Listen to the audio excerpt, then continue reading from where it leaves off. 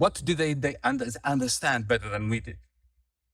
They understood better than we did the new audacious imperialism that was born in 1971 when Bretton Woods collapsed and the United States dollar was no longer convertible to gold, prompting Richard Nixon to send a message to Europeans, European governments, and the world's capitalists saying, the dollar, as of today, is your problem. And how right Nixon was. As the US, I shouldn't say American, as the US deficit skyrocketed, the world was flooded with American dollars. And the banks, the central banks outside the United States were forced to use these American dollars, since they could not be converted to gold anymore, as the reserves with which they backed their own currency. The dollar suddenly became something like an IOU, issued by the hegemon. Before long, the global financial system was backed by IOUs, issued by the hegemon, who decided what foreigners holding those IOUs could do or couldn't do with the IOUs issued by the hegemon. America was now a fully fledged deficit country with a big trade deficit, but it was nothing like any other deficit country in the world. You see, Argentina, France, India, Greece needed to borrow dollars. America didn't need to borrow dollars to back up its currency. It didn't need to raise interest rates in order to prevent an exodus of dollars. The exodus of dollars was the foundation of American hegemony.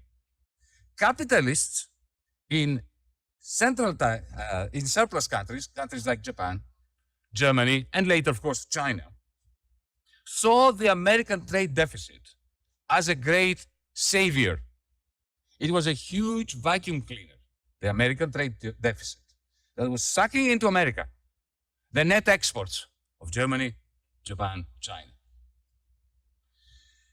And what did the Japanese, German, and later Chinese capitalists do with all these dollars that they earned?